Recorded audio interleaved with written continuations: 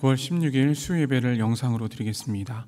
가정에서 경건한 마음으로 함께 예배 드릴 수 있기를 바랍니다. 주님께서 가르치신 기도를 드리겠습니다. 하늘에 계신 우리 아버지, 아버지의 이름을 거룩하게 하시며 아버지의 나라가 오게 하시며 아버지의 뜻이 하늘에서와 같이 땅에서도 이루어지게 하소서. 오늘 우리에게 일용할 양식을 주시고 우리가 우리에게 잘못한 사람을 용서해 준 것 같이 우리 죄를 용서해 주시고 우리를 시험에 빠지지 않게 하시고 악에서 구하소서. 나라와 권능과 영광이 영원히 아버지의 것입니다. 아멘. 다 같이 찬송 324장을 부르시겠습니다.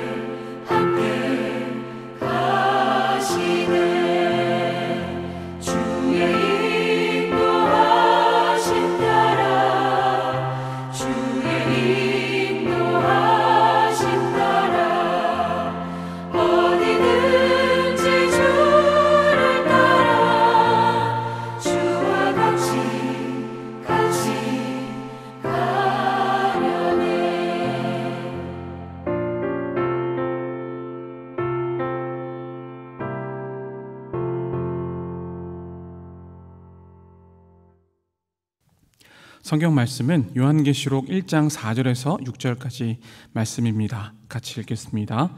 요한은 아시아에 있는 7교회에 편지하노니 이제도 계시고 전에도 계셨고 장차 오실 이와 그의 보좌 앞에 있는 7영과 또 충성된 증인으로 죽은 자들 가운데서 먼저 나시고 땅의 임금들의 머리가 되신 예수 그리스도로 말미암아 은혜와 평강이 너에게 있기를 원하노라. 우리를 사랑하사 그의 피로 우리 죄에서 우리를 해방하시고 그의 아버지 하나님을 위하여 우리를 나라와 제사장으로 삼으신 그에게 영광과 능력이 세세토록 있기를 원하노라. 아멘. 오늘 설교의 제목은 우리는 하나님 나라와 제사장이다 라는 제목으로 함께 말씀을 상고하도록 하겠습니다. 사도 바울이 쓴 서신서를 잘 보시면 수신자인 각 교회들에게 편지할 때 이런 말을 합니다. 은혜와 평강이 있기를 원하노라 라는 이야기를 통해서 인사를 하고 있는 것을 볼 수가 있죠. 오늘 본문에 보니까 사도 요한도 사도 바울과 같이 각 교회들에게 편지할 때 이렇게 얘기를 합니다. 은혜와 평강이 있기를 원하노라. 이렇게 인사하면서 편지를 쓰고 있는 것을 볼 수가 있습니다.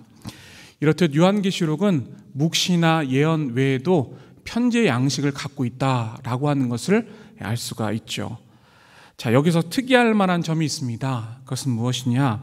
사도 요한이 삼위일체 하나님을 근거해서 인사를 하고 있다라고 하는 것입니다.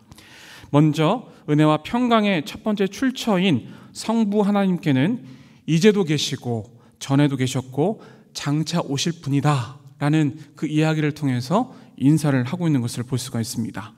자, 그 다음으로 은혜와 평강의 두 번째 출처인 성령님은 그 보좌 앞에 7 영으로 표현하고 있는 것을 말씀을 통해서 볼 수가 있죠. 마지막 은혜와 평강의 세 번째 출처인 성자 하나님께서는 충성된 증인이자 죽은 자 가운데서 먼저 난 자이시다. 그리고 땅의 임금들의 머리가 되셨다라는 것을 통해서 사도 요한이 삼위일체 하나님을 근거로 해서 인사하고 있다라는 것을 우리는 이 말씀을 통해서 볼 수가 있습니다. 이렇게 은혜와 평강의 원천이신 삼위일체 하나님께서는 우리에게 이렇게 인사하고 계십니다. 은혜와 평강이 있기를 원하노라. 사랑하는 여러분, 삼위일체 하나님께서 이렇게 인사를 하셨는데 우리는 어떻게 인사를 드려야 하겠습니까? 바라기는 비록 지금 힘들고 어려운 상황이지만 제 삶에 은혜와 평강이 흘러 넘칩니다 라는 인사로 인사할 수 있기를 간절히 바랍니다. 하나의 이야기를 해드릴까 합니다. 하루는 아들 병아리가 아빠 달개에게 물었습니다. 아빠, 우리는 왜 벼슬이 있나요? 이렇게 물었는데 아빠가 이렇게 대답했습니다. 그것은 적들에게 우리의 위험을 과시하기 때문이지 라고 대답을 했습니다. 아들 병아리가 또 아빠 달개에게 물었습니다. 그럼 우리 주둥이는 왜 이렇게 뾰족하고 날카롭죠? 아빠 닭이 이 아들의 질문에 이렇게 대답을 했습니다. 그것은 적들의 공격에 맞서 싸우기 위해서 뾰족하고 또 날카로운 거야 라고 이야기를 했습니다. 또 아들 병아리가 묻습니다. 아빠, 그러면 우리의 목소리가 어떻게 이렇게 클 수가 있나요? 라고 묻자 아빠는 이렇게 대답합니다. 적들의 공격을 막기 위해서 큰 목소리를 내는 거야 라고 이야기를 했습니다. 한참을 생각한 이 아들 병아리가 아빠에게 이렇게 물었습니다. 그런데 아빠, 왜 우리는 이렇게 닭장 속에서 갇혀서 사는 걸까요? 이후에 아빠는 아무런 대답을 하지 못했다고 합니다. 자, 장로회 신학대학교 전 총장님이신 김영영 교수님께서 쓰신 그 책이 있습니다. 열린 신학, 바른 목회라는 책이 있는데요. 거기에 있는 내용을 잠깐 소개를 해드릴까 합니다. 오늘의 바른 신학은 역사 책임적 신학이다. 예수께서 가르치신 주기도문에 나라의 임하옵시며 뜻이 하늘에서 이루어진 것 같이 땅에서도 이루어지이다 라는 기도문은 하나님의 나라와 하나님의 통치가 이 땅 위에 이루어지기를 간구하는 기도인데 이 기도는 역사 책임적 신학을 요청하는 기도라고 볼 수 있다.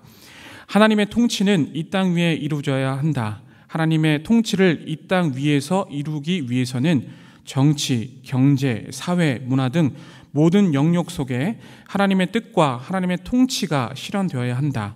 이런 의미에서 교회는 하나님의 정치, 하나님의 경제, 하나님의 사회, 하나님의 문화를 위한 요람이 되어야 한다. 자, 이 내용은 만물의 주관대가 되시며 우리의 통치자가 되시는 하나님께서 각 교회에게 우리는 우리의 모든 사회 영역 가운데서 우리가 반드시 책임적인 신앙과 신학을 가지고 살아야 한다라는 것을 교훈하고 있습니다. 교회 안에서 봉사하고 열심히 예배 드린 것 중요합니다. 그런데 하나님의 백성인 우리는 그것을 뛰어넘는, 다시 말해서 세상 속에서 소금과 빛의 역할을 감당할 수 있는 그런 역사적인 책임감을 가져야 한다라는 것을 우리에게 말씀해 주고 있는 것이죠. 야고보서 2장 15절에서 17절에는 이런 말씀이 있습니다. 만일 형제나 자매가 헐벗고 일용할 양식이 없는데 너희 중에 누구든지 그에게 이르되 평안히 가라, 덥게 하라, 배부르게 하라 하며 그 몸에 쓸 것을 주지 아니하면 무슨 유익이 있으리요. 이와 같이 행함이 없는 믿음은 그 자체가 죽은 것이라. 아멘. 여러분, 우리는 성령의 열매를 맺는 하나님의 자녀입니다. 성령의 열매가 없는 삶은 신앙과 삶이 분리된 것이라고 할 수가 있는 것이죠. 성령의 열매를 맺는 하나님의 자녀의 삶은 신앙과 삶이 일치된 그런 삶을 이야기하고 있습니다. 그래서 우리는 날마다 주님을 인격적으로 만남으로 말미암아 하나님의 말씀을 듣고 그 가운데 하나님의 말씀을 묵상할 수 있는 우리 모두가 되어야 할 것입니다. 그래서 우리의 마음 가운데 은혜와 평강이 넘칠 수 있는, 우리의 삶이 날마다 은혜와 평강이 넘칠 수 있는 그러한 모습이 되시기를 간절히 바랍니다. 오늘 본문에 보면 사도 요한과 많은 무리들이 교회의 머리가 되시며 우리의 진정한 왕이 되신 그 주님을 바라보면서 감격에 겨워서 찬송하고 있는 것을 볼 수가 있습니다. 본문 6절에서는 하나님을 표현하는 단어가 있는데요, 이 두 가지 단어를 집약해서 요약해서 찬송하고 있는 것을 알 수가 있는데요, 자, 요한계시록 1장 6절 말씀을 같이 함께 읽겠습니다. 그의 아버지 하나님을 위하여 우리를 나라와 제사장으로 삼으신 그에게 영광과 능력이 세세토록 있기를 원하노라. 아멘. 자, 두 단어가 무엇입니까? 영광과 능력입니다. 영광과 능력. 하나님의 영광과 능력이 나의 삶에 가득 참으로 말미암아 하나님을 온전히 찬송할 수밖에 없다라고 하는 그 감격이 사도 요한에게 있었습니다. 그래서 사도 요한은 하나님의 영광과 능력을 바라보며 찬송했던 이 사도 요한의 모습을 볼 수가 있는 것이죠. 여러분, 성도의 삶의 목적이 무엇입니까? 성도의 삶의 목적은 하나님을 온전히 찬송하는 것입니다. 성경에는 이 말씀이 나와 있는데요, 에베소서 1장 3절에서 6절 말씀을 같이 함께 읽겠습니다. 찬송하리로다 하나님 곧 우리 주 예수 그리스도의 아버지께서 그리스도 안에서 하늘에 속한 모든 신령한 복을 우리에게 주시되 곧 창세전에 그리스도 안에서 우리를 택하사 우리로 사랑 안에서 그 앞에 거룩하고 흠이 없게 하시려고 그 기쁘신 뜻대로 우리를 예정하사 예수 그리스도로 말미암아 자기의 아들들이 되게 하셨으니 이는 그가 사랑하시는 자 안에서 우리에게 거저 주시는 바 그의 은혜의 영광을 찬송하게 하려는 것이라. 아멘. 우리는 하나님을 찬송하기 위해서 지음을 받은 하나님의 피조물입니다. 그래서 하나님께서는 우리를 제사장과 나라로 삼으셨다 말씀해 주고 계십니다. 자, 그런데 왜 우리를 나라와 제사장으로 삼으신 걸까요? 본문 6절을 다시 한번 같이 함께 읽어보겠습니다. 그의 아버지 하나님을 위하여 우리를 나라와 제사장으로 삼으신 그에게 영광과 능력이 세세토록 있기를 원하노라. 아멘. 자, 우리를 나라와 제사장으로 삼으신 이유가 무엇입니까? 본문 6절 서두에 그의 아버지 하나님을 위해서라고 아주 명확하게 나와 있습니다. 자, 그렇다면 하나님께서 왜 찬양을 받기를 원하십니까? 우리를 너무나도 사랑하시기 때문에 그렇게 찬양을 받기를 원하신다는 것이죠. 자, 요즘 저는 막내딸 예나에게서 아빠라는 이야기를 많이 듣습니다. 이 아빠라는 이야기를 제 딸이 할 때 그냥 억지로 또 영혼이 없이 아빠 이렇게 얘기를 하지 않습니다. 아빠가 너무나도 좋아서, 아빠와 함께 있는 것이 너무나도 기뻐서 즐거워서 아빠 너무 좋아요, 이런 마음을 가지고 아빠라고 저를 부르고 있습니다. 그렇습니다. 우리 하나님께서는 억지로 그냥 영혼이 없는 그런 마음을 가지고 아빠, 아버지 이렇게 부르기를 원하지 않으신다는 겁니다. 우리에게서 정말 감격에 겨워서 하나님과 나와 함께한다는 그 마음을 가지고, 기뻐하는 마음을 가지고 그렇게 아버지, 아빠라고 부르기를 원하시는 하나님의 마음이 있다는 것을 우리는 다시금 깨달을 수가 있는 것이죠. 그렇다면 그러한 사랑이 어디서부터 나온 것일까요? 본문 5절 말씀을 같이 함께 읽겠습니다. 또 충성된 증인으로 죽은 자들 가운데서 먼저 나시고 땅의 임금들의 머리가 되신 예수 그리스도로 말미암아 은혜와 평강이 너희에게 있기를 원하노라. 우리를 사랑하사 그의 피로 우리 죄에서 우리를 해방하시고. 아멘. 자, 5절 후반부에 보니까 우리를 사랑하사 그의 피로 우리 죄에서 우리를 해방하시고 라고 말씀하고 있습니다. 우리는 원래 죄의 종이었습니다. 죄를 짓고 살아가는 존재였다는 것이죠. 그런데 주님께서는 우리를 의인으로 부르셨습니다. 그 의인으로 부르신 중요한 조건이 있습니다. 그것은 무엇이냐면 우리의 죄를 해방하시기 위해서 우리를 의인으로 부르신 것이죠. 그래서 여기에서 말하는 본문의 해방은 깨끗이 목욕을 시키다라는 의미가 들어가 있습니다. 다시 말해서 예수님께서 그의 피값으로 우리를 해방시키기 위해서 우리를 죄에서 건지셨다는 것을 말씀해 주고 있는 것이죠. 우리가 죄에서 건짐을 받아서 우리는 의의 길로 갈 수 있었다는 것을 주님께서는 우리에게 말씀해 주고 계십니다. 무엇보다 중요한 것은 우리가 구원함을 받았다는 것 그 이상으로 우리가 성화된 삶을 살아가는 것은 마땅한 바인 것을 우리는 다시 한번 알 수가 있는 것이죠. 자, 이제 주님은 죄의 종이었던 우리를 의인으로 부르셨습니다. 그리고 이내 우리를 나라와 제사장으로 삼으셨다는 것입니다. 그런데 이 사실 아십니까? 우리는 이미 하나님의 나라와 제사장으로 부르심을 받았다는 이 말을 알고 계십니까? 출애굽기 19장 4절에서 6절 말씀입니다. 내가 애굽 사람에게 어떻게 행하였음과 내가 어떻게 독수리 날개로 너희를 업어 내게로 인도하였음을 너희가 보았느니라. 세계가 다 내게 속하였나니 너희가 내 말을 듣고 내 언약을 지키면 너희는 모든 민족 중에서 내 소유가 되겠고 너희가 내게 대하여 제사장 나라가 되며 거룩한 백성이 되리라.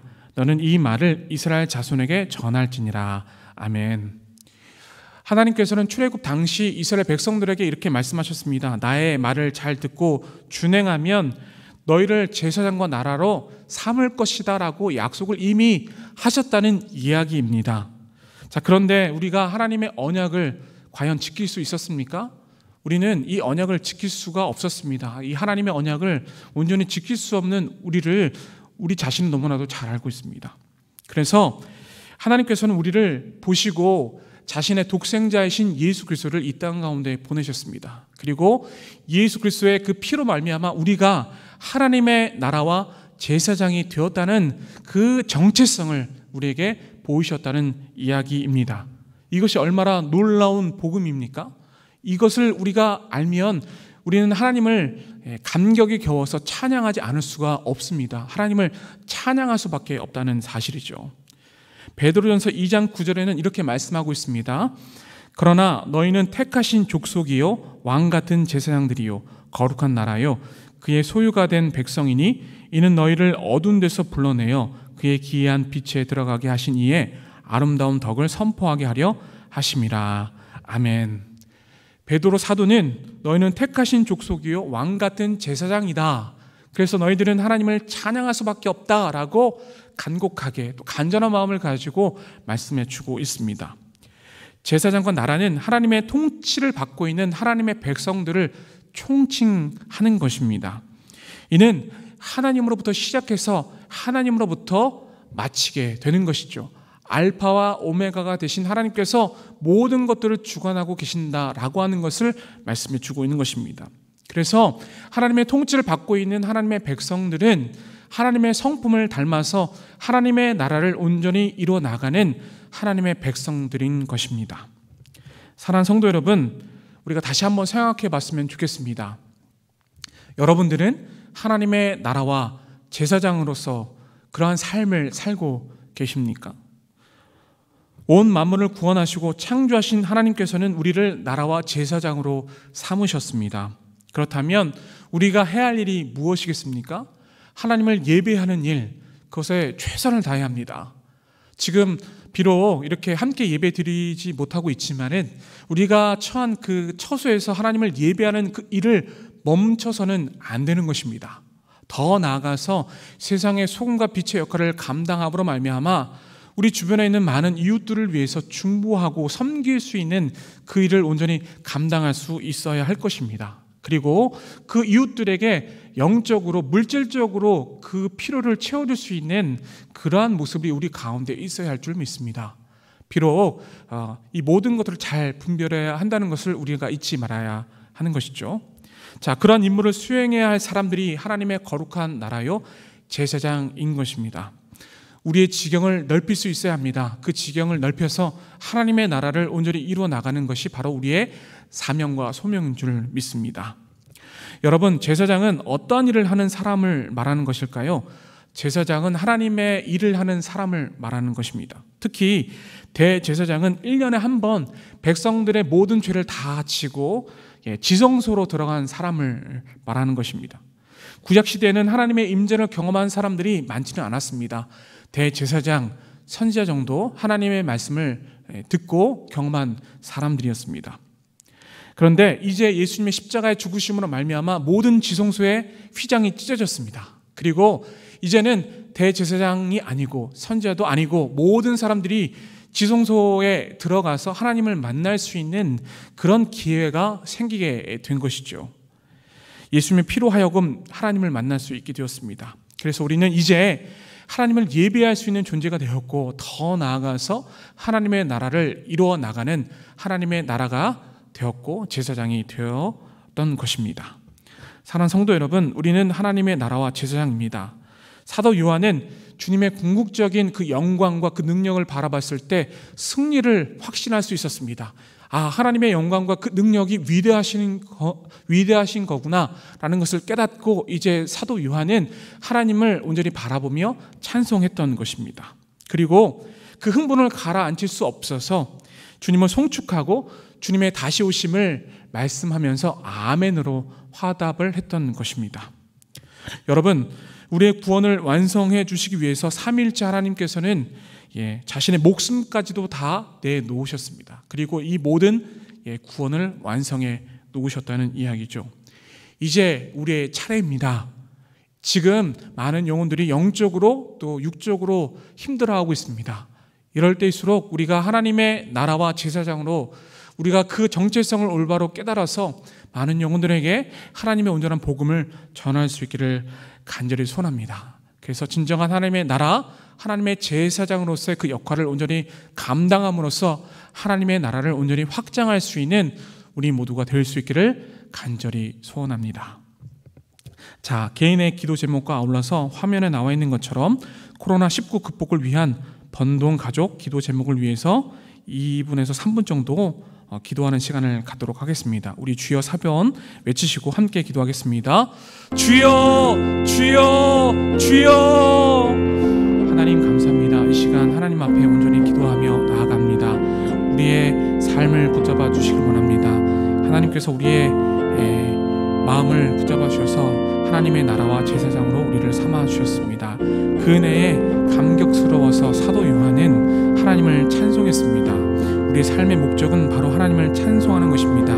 아빠 아버지를 온전히 감격에 겨워서 그렇게 부를 수 있도록 도와주시고 하나님을 예배하며 하나님의 나라를 확장해 나갈 수 있는 저희 모두가 될 수 있도록 하나님 도와주시기를 간절히 소원합니다. 죄들을 붙잡아 주셔서 성령의 열매를 온전히 맺고 살아갈 수 있는 저희 모두가 되게 하사 하나님의 마음을 가지고 하나님의 복음을 선포할 수 있는 저희 모두가 될 수 있도록 주께서 인도하여 주시옵소서. 이 시간 잠잠히 그리고 하나님을 온전히 부르짖으면서 기도할 수 있기를 간절히 소원합니다. 어려운 시기를 보내고 있습니다. 하나님, 이 시기에 더욱더 주님의 얼굴을 구하고 하나님의 손을 붙잡을 수 있는 저희 모두가 될 수 있도록 주께서 인도하여 주시옵소서. 감사드리며 예수 그리스도의 이름으로 기도합나이다. 아멘. 살아계신 하나님, 오늘 이 시간 주님을 온전히 바라보며 주님 앞에 엎드려 기도합니다. 우리의 소망 되신 주님을 이 시간 온전히 바라보기를 원합니다. 주께서 우리를 위해 자신의 목숨을 내놓으신 것처럼 우리 또한 하나님의 나라와 제사장으로서 하나님의 일을 온전히 감당할 수 있는 저희 모두가 되게 하여 주시옵소서.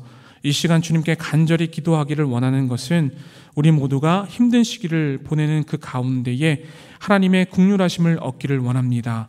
주여 우리를 불쌍히 여겨 주시옵소서. 간절히 원하옵나이다.